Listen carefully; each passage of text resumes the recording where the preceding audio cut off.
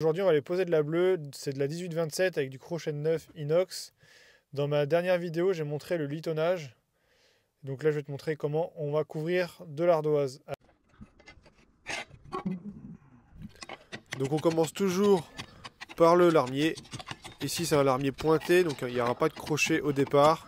Donc là, je suis en train de tailler le doubli. 2 trous, 2 clous. C'est aussi simple que ça. Et après, on mettra le premier rang qui sera pointé lui aussi, avec 2 pointes. Je mets pas le doubli à l'envers, je le mets à l'endroit. Et en fait, je laisse légèrement dépasser, juste l'épeauffrement qui dépasse du premier rang, ce qui permet de créer un peu d'épaisseur. Après, c'est en fonction des goûts de chacun. Si vous voulez mettre à l'envers, chacun fait comme il veut. Donc là, le premier rang que je viens pointer en recouvrement du doubli. Et une fois que le larmier est commencé, on n'a plus qu'à commencer à couvrir.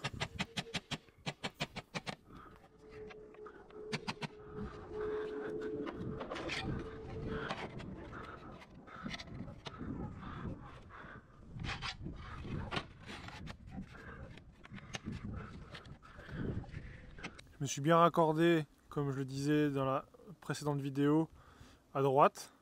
Comme ça, on voit pas trop le raccord. On voit juste parce que l'ardoise est un peu vieillie, mais sinon, il n'y a pas de raccord apparent.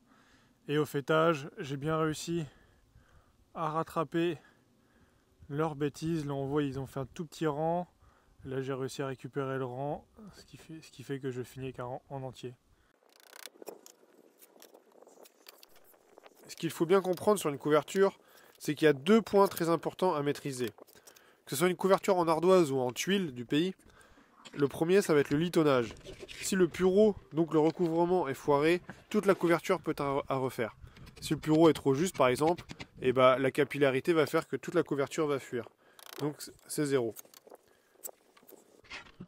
Donc dans un premier temps, on doit trouver le recouvrement qui lui nous donne le crochet et le modèle d'ardoise qu'on doit poser. Bon, ici je me suis repris comme c'était déjà existant, donc c'était la 18-27. J'ai pas eu besoin de chercher trop loin, j'ai vu que ça fuyait pas forcément. Donc le 27, donc le modèle d'ardoise 27 moins les 9 de crochet divisé par 2 et on rajoute un jeu de tête entre 0,2 et 0,5. Ça dépend si on veut tricher ou pas. Donc ça m'a donné mon pureau. J'ai pu tracer à gauche du versant et raccorder avec le cordex à gauche et à droite et ainsi litonner. Une fois que tout est tracé, le deuxième point très important, ça va être l'équerrage. L'équerrage, c'est ce qui va nous permettre de couvrir d'équerre par rapport au lito. Forcément, on ne veut pas que nos ardoises soient posées de travers.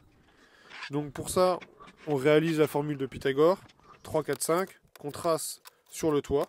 Ainsi, ça nous donne l'équerrage par rapport à notre litonnage.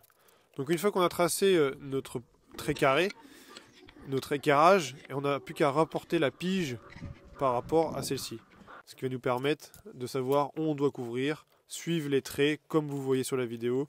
Mes ardoises suivent un trait bleu, et en fait ces traits-là sont des traits de pige qui sont d'écart par rapport au trait carré que j'ai effectué au tout début. Ici, mais c'est pas très grave. Donc en résumé, ardoise naturelle d'Espagne, premier choix en 18-27, crochet de 9 en inox 18-10. Fêtage lignolé, donc c'est-à-dire qu'on n'a pas de fêtière ou autre qui vient par-dessus, c'est tout en ardoise et on a un côté qui dépasse.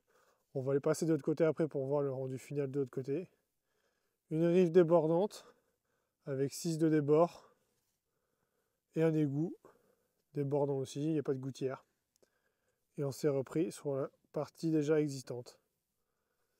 On va passer de l'autre côté. Donc voilà de l'autre côté. Donc pareil, je me suis repris sur la partie existante. On voit bien le fêtage gignolé qui dépasse sur toute la longueur en parallèle. La rive. Et voilà, les coyots que j'ai refait à neuf. Bon voilà, le chantier est terminé. On se retrouve pour un prochain chantier. Si tu as des questions, n'hésite pas à me les poser dans la barre des commentaires. Abonne-toi, ça mange pas de pain. Et sur ce, Kenavo.